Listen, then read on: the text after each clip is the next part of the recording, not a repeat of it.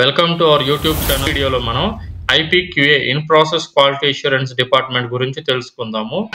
IPQA దీనినే manufacturing assurance అని కూడా అంటారు ఫ్రెండ్స్. ఐపీక్యూఏ యొక్క ఫుల్ ఫామ్ వచ్చి ఇన్ ప్రాసెస్ క్వాలిటీ అష్యూరెన్స్. అంటే దాని పేరులోనే ఉంది చూడండి, ఇన్ ప్రాసెస్ అంటే ప్రాసెస్ దగ్గర. అంటే లైక్ వీళ్ళు ఐపీక్యూఏ టీమ్ అనేవాళ్ళు ఒక ప్రొడక్ట్ యొక్క మ్యానుఫ్యాక్చరింగ్ కి చాలా క్లోజ్ గా మూవ్ అవుతా ఆ ప్రొడక్ట్ మ్యానుఫ్యాక్చరింగ్ లో ఇన్వాల్వ్ అయ్యే ఈచ్ అండ్ ఎవ్రీ స్టెప్ అనేది ఏదైతే వ్యాలిడేటెడ్ సిస్టమ్స్ లేకపోతే ఎస్ఓపిలో ఇన్స్ట్రక్షన్స్ ఉన్నాయో వాటికి అనుగుణంగానే అన్ని ఫాలో అయ్యారు అనే అష్యూరెన్స్ ఇస్తారు. అది ఎలా అనంటే విత్ డాక్యుమెంటెడ్ ఎవిడెన్స్. అంటే ఎట్ డిఫరెంట్ స్టేజెస్ లో వీళ్ళు ఫాలో అయ్యి మేము ఈ స్టేజ్ ఫాలో అయ్యామని సంతకాలు పెట్టడం ద్వారా. సో అది నేను ఎట్లా అనేది మీకు ఎక్స్ప్లెయిన్ చేస్తాను. సో ఇప్పుడు నేను చెప్పాను కదా friends, through out product manufacturing. అసలు ఒక ప్రొడక్ట్ యొక్క మ్యానుఫ్యాక్చరింగ్ అనేది ఎప్పుడు స్టార్ట్ అవుతుంది అంటే, నాకు నా యొక్క మార్కెట్ రిక్వైర్మెంట్ని బట్టి నేను ఒక ప్రొడక్ట్ మ్యానుఫ్యాక్చరింగ్ అనేది ప్లాన్ చేస్తా. దీంట్లో ఫస్ట్ స్టెప్ వచ్చి ఆ ప్రొడక్ట్కి సంబంధించిన బ్యాచ్ మ్యానుఫ్యాక్చరింగ్ రికార్డ్ అనేది తీసుకోవాలి డాక్యుమెంటేషన్ టీమ్ నుంచి. సో ఫస్ట్ అదొక రిక్వెస్ట్ ఇనిషియేట్ చేస్తారు, బిఎంఆర్ రిక్వెస్ట్ అంటారు. సో ఆ బిఎంఆర్ రిక్వెస్ట్ ని ఐపీక్యూఏ వెరిఫై చేసి వాళ్ళు ఆథెంటికేట్ చేసిన తర్వాత డాక్యుమెంటేషన్ టీము బిఎంఆర్ ని ఇష్యూ చేస్తుంది. ఇక్కడ నుంచి ఫస్ట్ అసలు స్టెప్స్ అనేవి స్టార్ట్ అవుతాయి. సో బ్యాచ్ మ్యానుఫ్యాక్చరింగ్ లో ఫస్ట్ స్టేజ్ వచ్చి డిస్పెన్సింగ్. అంటే నేను బ్యాచ్ మ్యానుఫ్యాక్చర్ చేయడానికి కావాల్సిన మెటీరియల్స్ యొక్క డిస్పెన్సింగ్ చేయడం. సో ఈ డిస్పెన్సింగ్ అనేది వేర్ హౌస్ దగ్గర జరుగుతుంది. ఐపీక్యూఏ యొక్క రోలు డిస్పెన్సింగ్ దగ్గర నుంచి స్టార్ట్ అవుతుంది. సో ఇక్కడ డిస్పెన్సింగ్ లో ఏదైతే మెటీరియల్ ఇప్పుడు ఒక ఎక్స్ ప్రొడక్ట్ కి సంబంధించి ఏవైతే మెటీరియల్స్ కావాలో మ్యానుఫ్యాక్చర్ చేయడానికి ఆ మెటీరియల్స్ అన్నిటినీ కూడా ఇష్యూ చేస్తారు ప్రొడక్షన్ డిపార్ట్మెంట్ కి. సో ఆ ఇష్యూ చేయడానికి ముందు ఐపీక్యూఏ లైన్ క్లియరెన్స్ అనే ఒక స్టేజ్ ఉంటుంది, అంటే ఒక స్టెప్ అన్నమాట.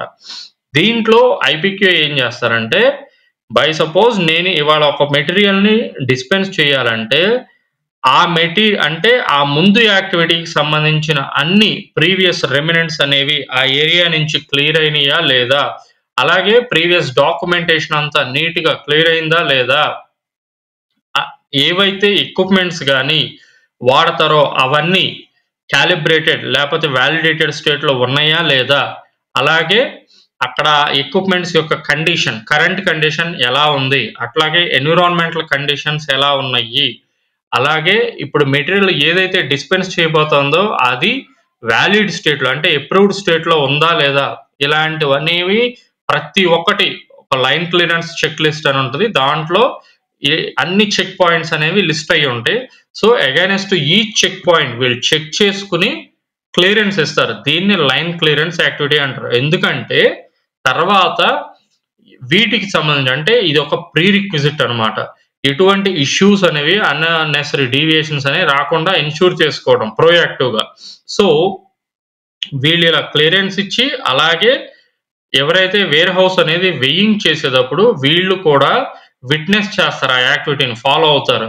వేర్ హౌస్ వాళ్ళు ఏదైతే రిక్వైర్డ్ అమౌంట్ ప్రకారమే క్వాంటిటీ డిస్పెన్స్ చేస్తున్నారా లేదా అనేది మొత్తం చెక్ చేసుకుని ఈ యాక్టివిటీ ఫాలో అయినట్టు సంతకాలు పెడతారు బిఎంఆర్ లో. తర్వాత ఈ మెటీరియల్ అనేది ప్రొడక్షన్ డిపార్ట్మెంట్ కి అప్పగించబడుతుంది.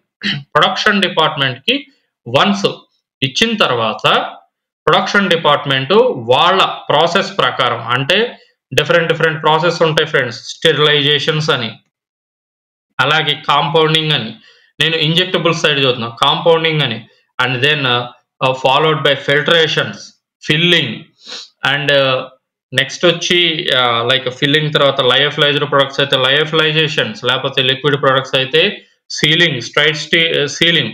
ఒకవేళ లయోఫిలైజేషన్ ప్రొడక్ట్స్ అయితే లయోఫిలైజేషన్ అయిపోయిన తర్వాత సీలింగ్ యాక్టివిటీ. ఆ తర్వాత కొన్నిసార్లు టెర్మినల్లీ స్టెరిలైజ్డ్ ప్రొడక్ట్స్ అయితే టెర్మినల్ స్టెరిలైజేషన్ యాక్టివిటీస్.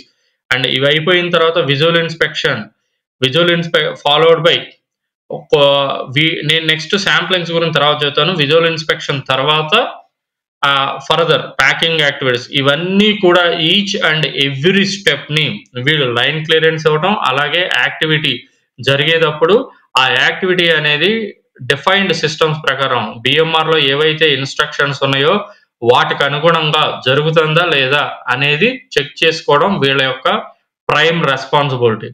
దీనికి అడిషనల్గా కొన్ని ఇన్ ప్రాసెస్ కంట్రోల్స్ అంటారు. అంటే ఇన్ ప్రాసెస్ కంట్రోల్స్ అనే వాటి యొక్క మెయిన్ ఉద్దేశం ఏంటి అని అంటే, నా ప్రాసెస్ అనేది కంట్రోల్డ్ గానే జరుగుతుందా లేదా, అంటే నాకు ఇప్పుడు బై సపోజ్ ఒక యాక్టివిటీ జరుగుతుంటే ఆ యాక్టివిటీ యొక్క అవుట్పుట్ అనేది నేను లేకపోతే మనం డిజైన్ చేసిన విధంగా వస్తుందా, వ్యాలిడేట్ చేసిన విధంగా వస్తుందా రావట్లేదా అనేది. ఇప్పుడు బై సపోజ్ యాక్టివిటీ అంతా అయిపోయిన తర్వాత మనం చెక్ చేసుకున్నాం ఫ్రెండ్స్, కొన్ని ఎర్రర్స్ వచ్చినాయి. సో టోటల్ మెటీరియల్ రిజెక్ట్ చేసే బదులు ఇంటర్మిటెంట్గా ఎగ్జాంపుల్ చెబుతున్నాను. ఇప్పుడు మీరు ఫిల్లింగ్ ఉందండి, ఫిల్లింగ్లో ఫిల్ వెయిట్స్ ఉంటాయి, ఇంటర్మిటెంట్గా చెక్ చేయటం. So by suppose total batch అంతా ఫిల్లింగ్ అయిపోయిన తర్వాత ఒకేసారి లాస్ట్లో చెక్ చేశారనుకోండి, అన్ని ఫిల్లింగ్ రిజెక్షన్స్ ఉన్నాయనుకోండి, టోటల్ బ్యాచ్ని డిస్ట్రాయ్ చేయాల్సి వస్తుంది. అదే యాజ్ ఏ ప్రోయాక్టివ్గా ఇనీషియల్ స్టేజ్లోనే ఫిల్ వెయిట్స్ అనేవి ఒక పీరియడ్ అంటే గంటకు ఒకసారి చెక్ చేసుకుంటూ ఉంటారు. ఫిల్ వెయిట్స్ అనేవి మన రికార్డు ప్రకారం వస్తున్నాయా రావట్లేదా. నేను ఎగ్జాంపుల్గా ఫిల్ వెయిట్స్ చదువుతున్నాను. ఇలాంటి number of in process checks ఉంటాయి ఫ్రెండ్స్ ప్రతి ఒక్క స్టేజ్లో.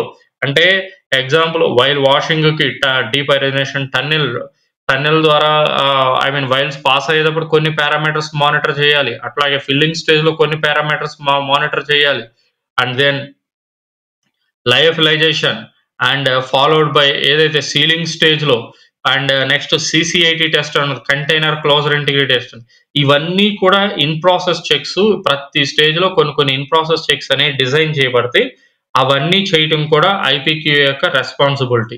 వీటికి అడిషనల్గా ఈ ప్రాసెస్లన్నీ అయిపోయిన తర్వాత విజువల్ ఇన్స్పెక్షన్ అయిపోయిన తర్వాత ప్రొడక్ట్ని ఫినిష్డ్ ప్రొడక్ట్ ఏదైతే ఉందో ఫినిష్డ్ ప్రొడక్ట్ని శాంప్లింగ్, అంటే కొన్ని శాంప్లింగ్ ప్లాన్స్ అనేవి కూడా ఉంటాయి. అంటే సర్టెన్ స్టాటిస్టికల్ అప్రోచ్ని ఫాలో అయ్యి ఫినిష్డ్ ప్రొడక్ట్ని కొన్ని రేషనల్తో డిజైన్ చేస్తారు, ఈ విధంగా శాంపిల్ చేయాలని. అట్లా టోటల్ బ్యాచ్ నుంచి కొన్ని శాంపిల్స్ అనేవి ఫినిష్డ్ ప్రొడక్ట్ శాంపిల్స్ అనేవి శాంపిల్ చేసి క్యూసీకి సబ్మిట్ చేయటం. ఎందుకు అని అంటే ఫైనల్ ప్రొడక్ట్ అనాలిసిస్ అనేది చేయటం కోసం. సో ఇది కూడా ఐపీక్యూఏ యొక్క రోల్లో ఉంటుంది. వీటికి అడిషనల్గా కొన్ని చోట్ల వేర్ హౌస్ క్యూఏ అని ఉంటుంది, కొన్ని చోట్ల ఉంది ఇప్పుడు ఆల్మోస్ట్ ప్రతి ఒక్కళ్ళు ఇంప్లిమెంట్ చేసుకుంటున్నారు. సో వేర్ హౌస్ క్యూఏలో వాళ్ళ యొక్క వేర్ హౌస్ ఐపీక్యూఏ యొక్క రోల్ ఏంటి అని అంటే, ఫ్రమ్ ద స్టార్టింగ్ ఆఫ్ ఏదైతే మెటీరియల్, కొత్త మెటీరియల్ లేకపోతే ఒక న్యూ లాట్ మెటీరియల్ వచ్చిన దగ్గర నుంచి ఆ మెటీరియల్ ఇన్వాల్వ్డ్ కానీ లేకపోతే శాంప్లింగ్స్ అన్ని అయినాయా లేదా, అట్లాగే ఇప్పుడు నేను మీకు ఏదైతే చెప్పానో డిస్పెన్సింగ్లు అనేవి వాళ్ళు ఫాలో అవుతారు స్పెసిఫిక్గా. Followed by material production hand over చేసే వరకు వాళ్ళు ఫాలో అవుతారు. అలాగే మ్యానుఫ్యాక్చరింగ్ ఐపీక్యూఏ టీమ్ అని ఉంటుంది. సో వాళ్ళు ఇందాక నేను చెప్పిన ఈ అన్ని స్టెప్పుల్లో ప్రతి ఒక్క స్టెప్పులో విజువల్ ఇన్స్పెక్షన్ అనే ఒక స్టెప్ ఉంటుంది. దాంట్లో అన్ని వైల్స్ ఏవైతే మ్యానుఫ్యాక్చర్ చేశారో వాటిని 100% విజువల్ ఇన్స్పెక్షన్ అనేది చేస్తారు. విజువల్ ఇన్స్పెక్టర్స్ అని క్వాలిఫై ఉంటారు. వాళ్ళు ఇన్స్పెక్ట్ చేసిన తర్వాత ఏక్యూఎల్ ఇన్స్పెక్షన్ అంటారు. అంటే ఒక సర్టెన్ రేషనల్ ఉంటుంది ఫ్రెండ్, ఒక శాంప్లింగ్ ప్లాన్, దానికి అనుగుణంగా మనము శాంప్లింగ్ చేసి వైల్స్ని కానీ ట్యాబ్లెట్స్ని కానీ ఏవైతే అయ్యి డోసేజ్ ఫార్మ్స్ వాటి యొక్క క్వాలిటీ అట్రిబ్యూట్స్ అనేవి మనం డిజైన్ చేసిన విధంగా స్పెక్స్ ప్రకారం ఉన్నాయా లేదా, లేకపోతే ఏమన్నా డిఫెక్ట్స్ ఉన్నాయా అని మళ్ళీ ర్యాండమ్ శాంప్లింగ్ ద్వారా మనము చెక్ చేస్తాం. ఒకవేళ మనం కానీ టెస్ట్ చేసినప్పుడు వాటిల్లో ఏదన్నా ఫెయిల్యూర్స్ ఉంటే ఇమీడియట్గా డీవియేషన్స్ ప్రొసీజర్స్ ద్వారా వాటిని హ్యాండిల్ చేసి తద్వారా బ్యాచ్ను రిలీజ్ చేయాలా లేకపోతే ఫెయిల్ చేయాలా అనే డెసిషన్ తీసుకోవటం కూడా జరుగుతుంది. సో ఇవి బేసికల్గా ఐపీక్యూఏ. వీటితో పాటు ప్యాకింగ్ స్టేజ్లో టిల్ లాస్ట్ ఫైనల్ ప్రొడక్ట్ అనేది డిస్పాచ్ అయ్యే వరకు, అంటే మధ్యలో సెకండరీ ప్యాకింగ్ అని ఉంటుంది, అట్లాగే టెర్షరీ ప్యాకింగ్ అని ఉంటుంది. ఈ అన్ని సీరియలైజేషన్స్ ఉంటాయి. ఈ అన్ని స్టేజెస్‌లో చాలా అంటే ఐపీక్యూఏకి ప్రతి ఒక్క స్టేజ్‌లో కూడా వెరిఫికేషన్ రెస్పాన్సిబిలిటీ అనేది ఉంటుంది. ఈచ్ అండ్ ఎవ్రీ స్టేజ్‌లో. సో, వీటన్నిటిని ఎన్‌ష్యూర్ చేసుకుంటాం. ఇది అబౌట్ రెస్పాన్సిబిలిటీ.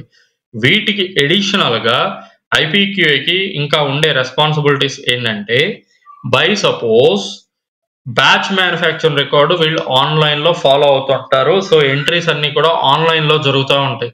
సో, ఆ బ్యాచ్ మ్యానుఫ్యాక్చరింగ్ రికార్డ్ ఎంట్రీస్ అన్నీ కూడా ఆన్‌లైన్‌లో జరిగినాయా లేదా అని ఎన్‌ష్యూర్ చేసుకోవటం. అలాగే బ్యాచ్ మ్యానుఫ్యాక్చరింగ్ రికార్డ్ యొక్క కంప్లీట్‌నెస్‌ని ఎన్‌ష్యూర్ చేసుకొని, అది రిలీజ్ టీమ్ ఏదైతే ఉందో, ఆ రిలీజ్ టీమ్‌కి సబ్మిట్ చేసే బాధ్యత కూడా ఐపీక్యూఏ రెస్పాన్సిబిలిటీస్‌లో ఒకటి. అండ్ దెన్ వీటితో పాటు in case of injectables governing qualifications పీరియాడిక్‌గా గవర్నింగ్ క్వాలిఫికేషన్స్ అనేవి జరుగుతాయి. సో, ఆ గవర్నింగ్ క్వాలిఫికేషన్స్ అనేవి ఏదైతే డిఫైన్డ్ ప్లాన్ ఉందో ఆ ప్లాన్ ప్రకారం జరుగుతుందా లేదా? అట్లాగే విజువల్ ఇన్స్‌పెక్టర్స్ క్వాలిఫికేషన్స్ అనేవి డిఫైన్డ్ ప్లాన్ ప్రకారం జరుగుతున్నాయా లేదా? లేకపోతే క్వాలిఫైడ్ పీపులే ఇన్వాల్వ్ అవుతున్నారా లేదా?